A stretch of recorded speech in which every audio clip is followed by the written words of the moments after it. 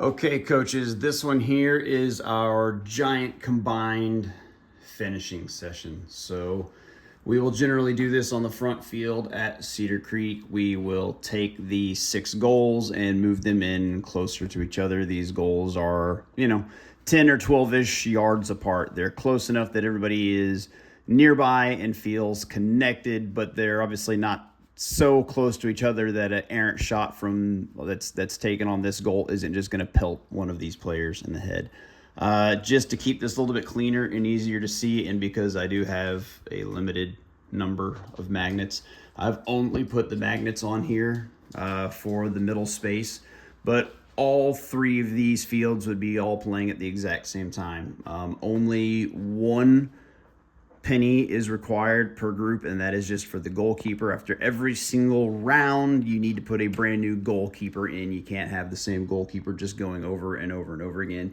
Even if you have a full-time goalkeeper, rotate them through, let them go and take some shots, give everybody a chance to do this because this is a lot of fun. This needs to be the loudest, most excitable practice of the year. We usually break this one out for the final practice of the season, so this one needs to send everybody off with a bang. It needs to be really, really loud and really, like everybody needs to be exuberant. The coaches need to go for it. So what we do is the first team to score 12 goals wins. We've got a number of different ways here that we're going to cycle through this, but the premise is this.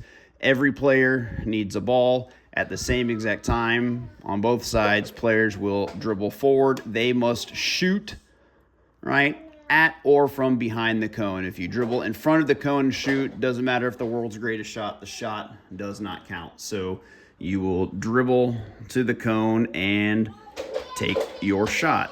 Now, this player, no matter where their ball goes, whether that goes in the net or they hit it over the goal to the playground, they're going to retrieve their ball and return to their line. Now, what will happen here is this needs to be fast-paced so we get a bunch of repetitions, but also there are 6 teams racing here to be the first team to score 12 goals. So speed is going to be important for repetitions, but also important for the competition. So as soon as the player in front of you shoots, that is the cue for the player behind you to start dribbling. So as soon as this player is off their foot, this player can begin their dribble out to go. So speed is going to be everything here. What the coaches will be doing is they will be standing right here with their players, right? Your job is to help make sure that these players are paying attention so they know exactly when it's their turn to go, but also every single time there is a goal scored, we need to know where everybody is at. We need to know exactly how many goals have been scored so that we know where we're at in the competition. So if this blue team here scores a goal, if it's their first goal, everybody on this team and their coach, as loud as they can, they need to yell, "1!" And if it's their 9th goal, they need to all be screaming, 9! And that helps add to the fun. That helps add to the excitement, because if this team is on 8 and they've just heard that this team yells 9, it sends them into a frantic frenzy here, trying to hurry up and catch them to try to be the first team to get to 12.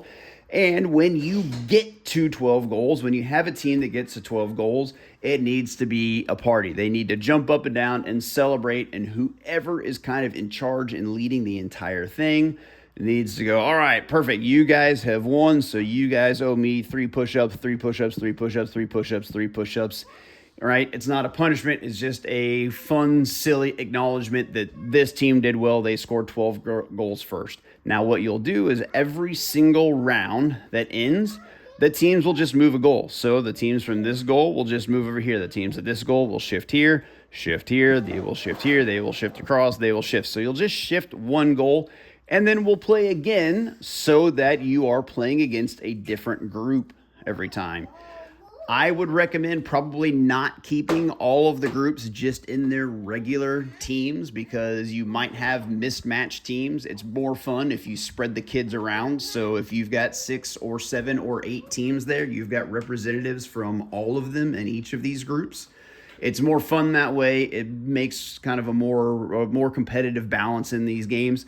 And the players and coaches get to, interact with and be around other people, which is fun too. So generally, here are the different ways that we will do this. The first iteration of this is just dribble and shoot. So for the first round, we're just learning the game. Dribble and shoot, first team to 12 goals wins. Is going to be epic. It's going to be loud. It's going to be fun. But when we rotate, you will give the coaches a couple of minutes to discuss a prep touch. What is a prep touch? That is that final touch that a player takes before they strike it. That prep touch needs to be a little bit bigger and ideally at an angle, which is going to help this player, all right, take a little bit larger steps, generate some momentum and speed so that they can have bigger power when they strike that ball. So the coach can just demonstrate that right here on the goal you're about to play on. Okay, how do I dribble forward, take that prep touch? Yikes. Dribble forward, take that bigger prep touch so that I can really step into this ball and hit it hard with a lot of power. And then now while you're playing, you're making sure these ones are paying attention, making sure they know when it's their turn to go. You're screaming out the goals, but you're reminding them that prep touch, that big diagonal prep touch, right? And that's all you're focused on here, right? That big diagonal prep touch. When this game is done and you rotate goals again, your next coaching point, now you're going to talk about beside, not behind. Lots of players, they struggle to strike the ball because they want to put that ball in front of them and then run up directly behind the ball, which leaves their plant foot back behind the ball. And then it's awkward and difficult to reach that ball because they're directly behind it, right? Everybody that can actually strike a ball knows that you don't want to be behind the ball. You want to be beside the ball. You want to get your plant foot up beside the ball so that you've got room to come and strike that ball with your foot. It's the same reason why kickers in football, they back themselves up and then they sidestep a couple of steps so that when they're approaching at an angle and they end up beside the ball. So we don't want to be behind, we want to be beside. So beside, not behind. So then you're here, you're reminding them of that. Prep touch and beside, not behind, beside, not behind. All right. Again, the next coaching point there will be follow through. Once we've done that again, the next thing that we're going to move to is volleys. A volley is when the ball does not bounce. So the players are going to now, when they're standing in this line, they're all going to be holding the ball in their hands. So they are going to run to that cone with the ball in their hands. They're going to drop the ball out of their hands and they are going to strike it before the ball hits the ground. So in the first round of this, that's the only instruction you're giving them. Drop the ball out of your hands, hit it before it hits the ground. What you're immediately going to see is everybody like punting this ball over the goal, and that's fine, right? They will start to self-correct. There will be a few of them that can just naturally, athletically do it, and so some people will learn just from watching them. They'll start to figure it out. There will be lots of others that will understand that if I just punt this ball a little bit more gently, it'll stay under the crossbar and will have a chance to go in. But once we've had that first team to 12 and we move goals, you'll give the coaches an opportunity to coach.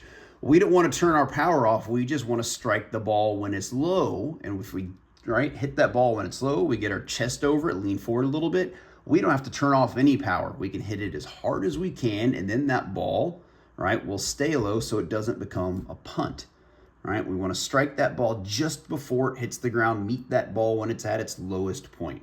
After we have done volleys, we will do half volleys, same premise. They will have the ball in their hands. They will run up to that cone. When they get about here, they will toss that ball out in front of them so it takes a bounce. And after one or two bounces, they will run forward and they will strike a bouncing ball. All right.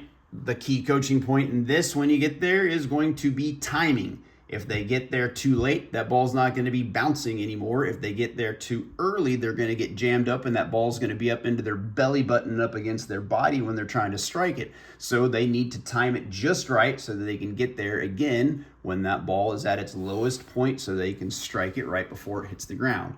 Then in the last one, no kid goalkeepers, put the coaches in goal. Just go back to dribble and shoot.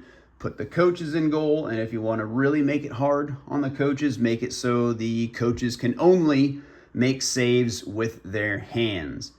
It might sound counterintuitive to making saves with your hands being harder, but if you're anything like me, if a kid goes and hits a ball hard and low in the corner, I'm lazy and I'm not going to like get down there and dive at a corner to knock that ball out of there. I'm just going to take a couple of steps to my right or left and try to toe poke it out of there. But if I have to make that save with my hands, I'm going to get scored on more often. And that is really, really fun for the kids. I'm still going to save what I can. I'm not going to give it to them, but they are going to score on me. And there will be some coaches that will be hilarious and will really go for this and make it an awesome show. And there will also be some coaches that they will just get roasted and they will just get scored on. And that's a ton of fun too. Enjoy this session. Make sure it is loud and a lot of fun. Everybody goes home happy. Enjoy, folks.